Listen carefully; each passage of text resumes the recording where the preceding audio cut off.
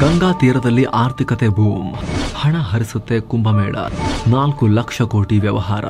ನಮಸ್ಕಾರ ಸ್ನೇಹಿತರೆ, ಜಗತ್ತಿನ ಅತಿದೊಡ್ಡ ಧಾರ್ಮಿಕ ಸಮ್ಮೇಳನ, ಕೋಟ್ಯಂತರ ಹಿಂದೂಗಳು ಸೇರಿ ಆಚರಿಸುವ ಕುಂಭಮೇಳ ಸೋಮವಾರ ಶುರುವಾಗಿದೆ. ಬರೋಬ್ಬರಿ 45 ದಿನ ಪ್ರಯಾಗ್ರಾಜ್ನ ಗಂಗಾ ಯಮುನಾ ಸರಸ್ವತಿ ಸಂಗಮದಲ್ಲಿ ದೇಶ ವಿದೇಶಗಳಿಂದ ಬರೋ 35ರಿಂದ 40 ಕೋಟಿ ಜನ ಪವಿತ್ರ ಸ್ನಾನ ಮಾಡ್ತಾರೆ.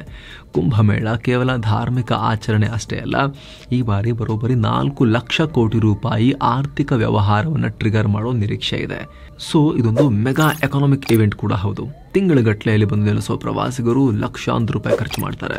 ದೊಡ್ಡ ಮಟ್ಟದಲ್ಲಿ ಟೂರಿಸಂ ಹಾಗೂ ಲೋಕಲ್ ವ್ಯಾಪಾರ ಬೂಮ್ ಆಗುತ್ತೆ. ಲಕ್ಷಾಂತರ ಜನರಿಗೆ ತಾತ್ಕಾಲಿಕ ಉದ್ಯೋಗ ಸಿಗುತ್ತೆ. ಪ್ರಯಾಗ್ರಾಜ್ ಹಾಗೂ ಯುಪಿ ಎಕಾನಮಿಗೆ ಶಾರ್ಟ್ ಟರ್ಮ್ ಮತ್ತು ಲಾಂಗ್ ಟರ್ಮ್ನಲ್ಲಿ ದೊಡ್ಡ ಬೂಸ್ಟ್ ಕೊಡುತ್ತೆ. ಇದ ಕಾರಣಕ್ಕೆ ಯೋಗಿ ಸರ್ಕಾರ ಸೇರಿದಂತೆ ಕಾರ್ಪೊರೇಟ್ ಕಂಪನಿಗಳು ಕೂಡ ಈ ಇವೆಂಟ್ಗೆ ಸಾವಿರಾರು ಕೋಟಿ ಸುರಿತಾ ಇವೆ. ಹಾಗಿದ್ರೆ ಕುಂಭಮೇಳದ ಎಕಾನಮಿಕ್ಸ್ ಹೇಗಿದೆ, ಯಾವ ರೀತಿ ಹೂಡಿಕೆ ಹರಿದು ಬರುತ್ತೆ, ಯಾವ ರೀತಿ ಈ ಕಾರ್ಯಕ್ರಮ ಯುಪಿ ಸರ್ಕಾರದ ಖಜಾನೆ ತುಂಬಿಸುತ್ತೆ, ಎಲ್ಲವನ್ನ ಈ ರಿಪೋರ್ಟ್ ನಲ್ಲಿ ನೋಡ್ತಾ ಹೋಗೋಣ. ಕಡೆ ತನಕ ಮಿಸ್ ಮಾಡದೆ ನೋಡಿ. mastmagha.comಗೆ ಸ್ವಾಗತ. ನಾನು ಅಮರ್ ಪ್ರಸಾದ್.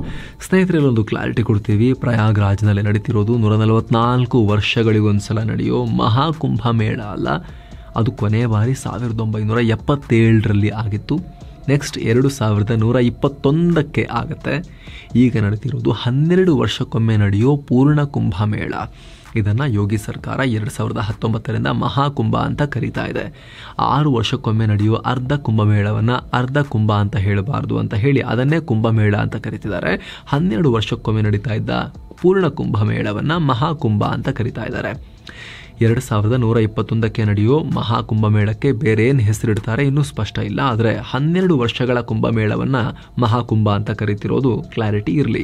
ಶತಮಾನಗಳಿಂದ ಯುಪಿ ಆರ್ಥಿಕತೆಗೆ ಕೊಡುಗೆ. ಸ್ನೇಹಿತರೆ, ಕುಂಭಮೇಳದ ಆರ್ಥಿಕ ಪ್ರಾಮುಖ್ಯತೆ ಹೊಸತಲ್ಲ. 7ನೇ ಶತಮಾನದಲ್ಲೇ ಚೈನೀಸ್ ಪ್ರವಾಸಿಗ ಶುವಾನ್ಜಾಂಗ್ ಪ್ರಯಾಗ್ರಾಜ್ನಲ್ಲಿ ಆಧ್ಯಾತ್ಮ ಹಾಗೂ ವ್ಯಾಪಾರ ಒಂದೇ ಕಡೆ ಸೇರೋದ್ರ ಬಗ್ಗೆ ಬರೆದಿದ್ರು. ರಾಜ ಮಹಾರಾಜರು, ಕುಬೇರರು ಇಲ್ಲಿ ಗಂಗಾ ಸ್ನಾನ ಮಾಡಿ ದೊಡ್ಡ ಪ್ರಮಾಣದ ಸಂಪತ್ತನ್ನು ಡೊನೇಟ್ ಮಾಡ್ತಾ ಇದ್ರು. ಈಗಲೂ ಮಾಡ್ತಿದ್ದಾರೆ. ಅಂದಿನಂತೆ ಈಗಲೂ ಕುಂಭಮೇಳಗಳು ಸರ್ಕಾರಕ್ಕೆ ಭರ್ಜರಿ ಆದಾಯ ತರ್ತಾ ಇವೆ.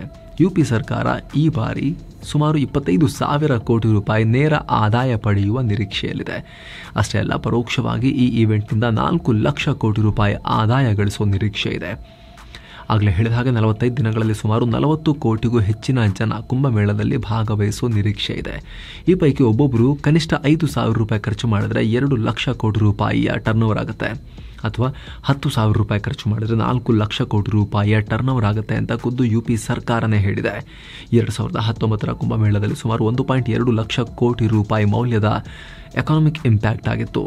ಈಗ 3 ಪಟ್ಟು ಜಾಸ್ತಿ ಆಗೋ ನಿರೀಕ್ಷೆ ಇದೆ.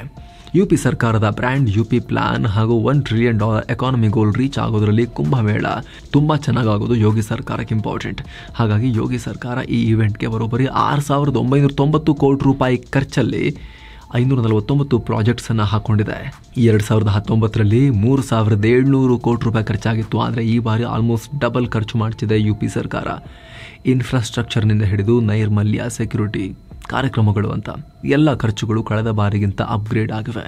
ಸುಮಾರು 200 ರಸ್ತೆಗಳನ್ನು ನಿರ್ಮಾಣ ಹಾಗೂ ಅಪ್ಗ್ರೇಡ್ ಮಾಡಲಾಗಿದೆ. ಸೇತುವೆಗಳು ಹಾಗೂ ಘಾಟ್ಗಳ ಅಭಿವೃದ್ಧಿಗೆ ದೊಡ್ಡ ಪ್ರಮಾಣದ ಹಣವನ್ನು ಖರ್ಚು ಮಾಡಲಾಗಿದೆ. ಬ್ರ್ಯಾಂಡಿಂಗ್, ಅಡ್ವರ್ಟೈಸಿಂಗ್ಗೆ 3,000 ಕೋಟಿ, ಅಂಗೈಯಗಲ ಜಾಗಕ್ಕೂ ಕೋಟಿಗಳಲ್ಲಿ ಬಿಡ್ಡಿಂಗ್. ಸ್ನೇಹಿತರೆ, ಕುಂಭಮೇಳದಲ್ಲಿ ಅಡ್ವರ್ಟೈಸಿಂಗ್ ಕೊಡೋಕೆ ಭಾರತ ಹಾಗೂ ವಿದೇಶಿ ಕಂಪನಿಗಳು ಜಾಗ ಸಿಕ್ಕರೆ ಸಾಕು ಅಂತ ಕಾಂಪಿಟೇಷನ್ಗಿಳಿದಿವೆ. FMCG ಕಂಪನಿಗಳಿಂದ ಹಿಡಿದು pharma, digital payment platforms, transport ಕಂಪನಿಗಳು, ಬಿಸ್ನೆಸಸ್ ಕೇವಲ ತಮ್ಮ ಬ್ರ್ಯಾಂಡಿಂಗ್ ಹಾಗೂ ಮಾರ್ಕೆಟಿಂಗೇನೆ ಬರೋಬ್ಬರಿ 3,000 ಕೋಟಿ ರೂಪಾಯಿ ಖರ್ಚು ಮಾಡಲಿವೆ ಅಂತ ಇಂಡಸ್ಟ್ರಿ ಎಕ್ಸ್ಪರ್ಟ್ಸ್ ಹೇಳಿದ್ದಾರೆ. ಯಾಕಂದರೆ ಕೋಟ್ಯಂತರ ಜನ ಸೇರೋ ಸ್ಥಳ, ಜನರಿಗೆ ತಮ್ಮ ಬ್ರ್ಯಾಂಡ್ಗಳನ್ನು ತಲುಪಿಸೋಕೆ ಕಂಪನಿಗಳು ಮುಂದಾಗಿವೆ. ಪ್ರಯಾಗ್ರಾಜ್ನಲ್ಲಿ ಹಾಕಲಾಗಿರೋ ಲೈಟ್ ಕಂಬಗಳು, ಓಡಾಡೋ ಬಸ್, ಗಾಲ್ಫ್ ಕೋರ್ಟ್ಗಳ ಮೇಲೂ ಕೂಡ ಅಡ್ವರ್ಟೈಸ್ಮೆಂಟ್ ಕೊಡೋಕೆ ಡಿಮಾಂಡ್ ಇದೆ. ಒಂದೊಂದು ಲೈಟ್ ಕಂಬನೂ ಸರ್ಕಾರಕ್ಕೆ ಆದಾಯ ತರೋ ಚಿನ್ನದ ಕಂಬ ಆಗ್ತಾ ಇದೆ.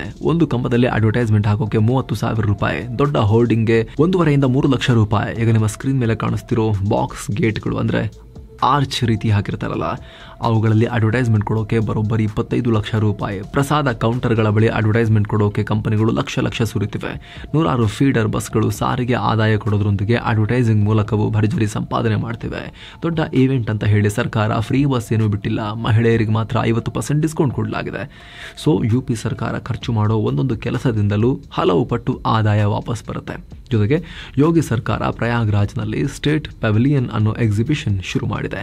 ಈ ರೀತಿ ಸಾಕಷ್ಟು ಎಕ್ಸಿಬಿಷನ್ಗಳು, drone show, water laser show ಸೇರಿ ಸಾಕಷ್ಟು ಕಾರ್ಯಕ್ರಮಗಳು, ಆಲ್ಮೋಸ್ಟ್ ಎಲ್ಲ ಪೇಯ್ಡ್ ಪ್ರೋಗ್ರಾಮ್ಸ್. ಏನೋ ಸ್ನೇಹಿತರೆ, ಈ ವರದಿಯಲ್ಲಿ ಮುಂದುವರಿಯೋಕ್ಕಿಂತ ಮುಂಚೆ 7 Sands tourism company Puri Jagannath ಯಾತ್ರೆಯನ್ನ ಆಯೋಜನೆ ಮಾಡಿದೆ. 3 ನೈಟ್ 4 ಡೇ ಪ್ಯಾಕೇಜ್ ಇದು. ಪುರಿ ಜಗನ್ನಾಥ, ಕೋನಾರ್ಕ, ಬಿರಾಜದೇವಿ ಶಕ್ತಿಪೀಠ, ಭುವನೇಶ್ವರ, ಧೌಲಿ, ಉದಯಗಿರಿ ಮತ್ತು ಸ್ಕಂದಗಿರಿ, ಕಟಕ್ ಇಲ್ಲೆಲ್ಲ ಹೋಗೋದಿರುತ್ತೆ. ಕೇವಲ 31,500 ರೂಪಾಯಿಗೆ ಈ ಪ್ಯಾಕೇಜ್ ಇದೆ. ಇದರಲ್ಲಿ ಫ್ಲೈಟ್ ಟಿಕೆಟ್, 3 ಸ್ಟಾರ್ ಹೋಟೆಲ್ನಲ್ಲಿ ಸ್ಟೇ, ಎಲ್ಲ ರೀತಿ ಊಟದ ವ್ಯವಸ್ಥೆ, AC ಟ್ರಾನ್ಸ್ಪೋರ್ಟ್, 24/7 ಟೂರ್ ಮ್ಯಾನೇಜರ್ ನಿಮ್ ಜೊತೆಗೆ ಇದ್ದು ಹೆಲ್ಪ್ ಮಾಡ್ತಾರೆ. ಇದೆಲ್ಲ ಸೇರಿ 31,500 ರೂಪಾಯಿ. ಹೊರಡೋ ದಿನ 11 ಫೆಬ್ರವರಿ 2025. ಕೆಲವೇ ಸೀಟುಗಳು ಲಭ್ಯ. ಆಸಕ್ತರು ಈ ಕೂಡಲೇ ಈ ನಂಬರ್ಗೆ ಕಾಲ್ ಮಾಡಿ ನಿಮ್ಮ ಸೀಟನ್ನ ಕೂಡ ಬುಕ್ ಮಾಡಬಹುದು. ಇನ್ನು ಹೋಟೆಲ್ ವ್ಯಾಪಾರಿಗಳು ಪ್ರಯಾಗ್ರಾಜ್ನ ಪ್ರಮುಖ ಭಾಗಗಳಲ್ಲಿ ತಾತ್ಕಾಲಿಕ ಜಾಗ ಪಡೆಯೋಕೆ 1 ರಿಂದ 2 ಕೋಟಿ ರೂಪಾಯಿವರೆಗೂ ಬಿಡ್ಡಿಂಗ್ ಮಾಡ್ತಿದ್ದಾರೆ. ಯಾಕಂದ್ರೆ ಅಲ್ಲಿ 100 ರಿಂದ 200 ಕೋಟಿ ರೂಪಾಯಿಗಳ ವ್ಯಾಪಾರದ ನಿರೀಕ್ಷೆ ಇದೆ. ಬರೋ ವ್ಯಾಪಾರಿಗಳೆಲ್ಲ ಕನಿಷ್ಠ 106 ಪಟ್ಟು ಆದಾಯದ ನಿರೀಕ್ಷೆಯಲ್ಲಿ ಲಕ್ಷ ಕೋಟಿ ಹೂಡಿಕೆ ಮಾಡ್ತಿದ್ದಾರೆ. 45 ದಿನಗಳಲ್ಲಿ 6 ದಿನ ಬಹಳ ಇಂಪಾರ್ಟೆಂಟ್. ಮೊದಲ ದಿನ ಅಂದ್ರೆ ಸೋಮವಾರದ ಅಮೃತ ಸ್ನಾನ ಸೇರಿ 6 ಪವಿತ್ರ ಸ್ನಾನಗಳ ದಿನಗಳಲ್ಲಿ ವ್ಯಾಪಾರಿಗಳು 10 ಪಟ್ಟು ಹೆಚ್ಚು ವ್ಯಾಪಾರದ ನಿರೀಕ್ಷೆಯಲ್ಲಿದ್ದಾರೆ. ಅಲ್ಲಿಗೆ ಬರೋ 40 ಕೋಟಿ ಜನರಲ್ಲಿ ಒಬ್ಬೊಬ್ರು 1 ರೂಪಾಯಿ ಒಂದೊಂದು ಅಂಗಡಿಯಲ್ಲಿ ಖರ್ಚು ಮಾಡಿದ್ರು ಕೂಡ ಸಾಕು, ವ್ಯಾಪಾರ ಆಗ್ಬಿಡುತ್ತೆ ಅನ್ನೋ ರೀತಿಯಲ್ಲಿ ಹೇಳ್ತಾ ಇದ್ದಾರೆ. 1 ವರ್ಷದ ವ್ಯಾಪಾರ ಇಲ್ಲಿ ಒಂದೇ ತಿಂಗಳಲ್ಲಿ ಆಗುತ್ತೆ. ಇನ್ನು ಡೊಮಿನೋಸ್, ಸ್ಟಾರ್ಬಕ್ಸ್, ಕೋಕಾ ಕೋಲಾದಂತಹ ಅಂತಾರಾಷ್ಟ್ರೀಯ ಕಂಪನಿಗಳೇ ತಾತ್ಕಾಲಿಕ ಟೆಂಟ್ ಹಾಕೊಂಡು 100 ರಿಂದ 200 ಕೋಟಿ ರೂಪಾಯಿ ಟರ್ನ್ ಓವರ್ ಮಾಡೋ ನಿರೀಕ್ಷೆಯಲ್ಲಿವೆ. ಸೆಕ್ಟರ್ ವೈಸ್ ನೋಡೋದಾದ್ರೆ ಪ್ರಯಾಗ್ರಾಜ್ನಲ್ಲಿ ಕೇವಲ ಪೂಜಾ ಸಾಮಗ್ರಿಯಿಂದ ಸರ್ಕಾರ 5,000 ಕೋಟಿ ರೂಪಾಯಿ ಆದಾಯ ಪಡೆಯುವ ನಿರೀಕ್ಷೆ ಮಾಡ್ತಾ ಇದೆ. ಉಳಿದಂತೆ ಡೈರಿ ಸೆಕ್ಟರ್ ಅಂದ್ರೆ ಮದರ್ ಡೈರಿ ಮೂಲಕ 4,000 ಕೋಟಿ ರೂಪಾಯಿ, ಕೇವಲ ಹೂವಿನ ವ್ಯಾಪಾರದಿಂದ 800 ಕೋಟಿ ರೂಪಾಯಿ, ಲಕ್ಸುರಿ ಹಾಸ್ಪಿಟಾಲಿಟಿ ಅಂದ್ರೆ ಟೆಂಟ್, ರೆಸಾರ್ಟ್, ಲಾಡ್ಜಿಂಗ್ ನಿಂದ 6,000 ಕೋಟಿ ರೂಪಾಯಿ ಇನ್ಕಮ್ ಅನ್ನ ನಿರೀಕ್ಷೆ ಮಾಡ್ತಾ ಇದೆ. ಟೆಂಟ್ ಬೆಲೆ ದಿನಕ್ಕೆ 1 ಲಕ್ಷ. ಕುಂಭಮೇಳದ ಭಕ್ತರ ವಸತಿಗೆ 4,000 ಎಕರೆ ವಿಸ್ತೀರ್ಣದ ತಾತ್ಕಾಲಿಕ ನಗರವೇ ನಿರ್ಮಾಣ ಆಗಿದೆ. ನಗರ ಅನ್ನೋದಕ್ಕಿಂತ ಇದು ಯುಪಿಯ 76ನೇ ಟೆಂಪ್ರರಿ ಜಿಲ್ಲೆ ಅಂತ ಅನ್ಕೊಳ್ಳಿ. ಇಲ್ಲಿ ಬರೋಬ್ಬರಿ 1.6 ಲಕ್ಷ ಟೆಂಟ್ಗಳನ್ನು ಯುಪಿ ಸರ್ಕಾರ ಖಾಸಗಿ ಸಹಯೋಗದಲ್ಲಿ ನಿರ್ಮಾಣ ಮಾಡಿದೆ. ಈ ಪೈಕಿ 2,200 ಲಕ್ಸುರಿ ಟೆಂಟ್ಸ್ ಇವೆ. ಅತ್ಯಾಧುನಿಕ ಫೆಸಿಲಿಟೀಸ್ ಇರೋ ಟೆಂಟ್ಗಳ ಬೆಲೆ ದಿನಕ್ಕೆ 1,500ದಿಂದ 1 ಲಕ್ಷ ರೂಪಾಯಿವರೆಗೂ ಇದೆ. ಆ ರೇಂಜ್ಗೆ ಡಿಮಾಂಡ್ ಇದೆ. ಟೆಂಟ್ಗಳು ಅಲ್ಲದೆ ಕಳೆದ 9 ತಿಂಗಳಿಂದ ನಿರ್ಮಾಣವಾಗಿರೋ ಹೋಟೆಲ್ಸ್ ಇವೆ. ಅವುಗಳಲ್ಲಿ 1 ನೈಟ್ ಸ್ಟೇಗೆ 10 ರಿಂದ 25,000 ರೂಪಾಯಿ. ಕೆಲ ಹೋಟೆಲ್ಗಳಲ್ಲಿ 1 ನೈಟ್ ಸ್ಟೇಗೆ 1 ಲಕ್ಷ ರೂಪಾಯಿವರೆಗೂ ಚಾರ್ಜಸ್ ಇದೆ. ಒಟ್ಟು ಸುಮಾರು 218 ಹೋಟೆಲ್ಗಳಿವೆ, 204 ಗೆಸ್ಟ್ ಹೌಸ್, 90 ಧರ್ಮಶಾಲೆಗಳಿವೆ, 100 ಹೋಮ್ ಸ್ಟೇ, ಸಾಕಷ್ಟು ವಿಲಾ ರೆಸಾರ್ಟ್ಸ್ ಇವೆ. ಎಲ್ಲ 1 ತಿಂಗಳಿಗೆ ಆಲ್ಮೋಸ್ಟ್ ಬುಕ್ ಆಗಿವೆ. ಹೆಚ್ಚಿನ ಹೋಮ್ ಸ್ಟೇಗಳು 10 ಲಕ್ಷ ರೂಪಾಯಿಯಿಂದ 1 ಕೋಟಿ ರೂಪಾಯಿ ಖರ್ಚಲ್ಲಿ ನಿರ್ಮಾಣ ಆಗಿವೆ. ಇವೆಲ್ಲ ಪ್ರಯಾಗ್ರಾಜ್ ವಸತಿ ಹಾಗೂ ಎಕಾನಮಿಗೆ ಮೇಜರ್ ಬೂಸ್ಟ್ ಕೊಡ್ತಾ ಇವೆ. ಲಕ್ಷಾಂತರ ಉದ್ಯೋಗ ಸೃಷ್ಟಿ. ಪ್ರತಿ ಕುಂಭಮೇಳದಲ್ಲೂ ಕೂಡ ಪ್ರಯಾಗ್ರಾಜ್ನ ಲೋಕಲ್ ಎಕಾನಮಿಗೆ, ಸ್ಥಳೀಯ ಬಿಸ್ನೆಸಸ್ಗೆ ಭರ್ಜರಿ ಆದಾಯ ಆಗುತ್ತೆ. ಲೋಕಲ್ ಜನರಿಗೆ ದೊಡ್ಡ ಪ್ರಮಾಣದಲ್ಲಿ ತಾತ್ಕಾಲಿಕ ಉದ್ಯೋಗವನ್ನು ಕೊಟ್ಟು ಹೋಗುತ್ತೆ. ಇದು ಸಾವಿರಾರು ವ್ಯಾಪಾರಿಗಳಿಗೆ ಯುಪಿ ಸರ್ಕಾರ ಸ್ಕಿಲ್ ಡೆವಲಪ್ಮೆಂಟ್ ಟ್ರೈನಿಂಗ್ ಕೂಡ ಕೊಟ್ಟಿದೆ, ಈ ಕುಂಭವನ್ನು ಹೇಗೆ ಹ್ಯಾಂಡಲ್ ಮಾಡಬೇಕು ಅಂತ. ಒಂದೊಂದು ಫುಡ್ ಸ್ಟಾಲ್, ಇತರ ಔಟ್ಲೆಟ್ಗಳಲ್ಲಿ 10 ರಿಂದ 100ಕ್ಕೂ ಅಧಿಕ ಜನ ಕೆಲಸ ಮಾಡ್ತಾರೆ. ಚಿಕ್ಕದಂದ್ರೆ 10 ಜನ ಇರ್ತಾರೆ. ಈ ರೀತಿ ಸಾವಿರಾರು ಸ್ಟಾಲ್ಸ್ ಇವೆ. ಜೊತೆಗೆ ಕುಂಭಮೇಳದಲ್ಲಿ ದೋಣಿ ನಡೆಸೋರಿಗೆ ದೊಡ್ಡ ಡಿಮಾಂಡ್ ಇದೆ.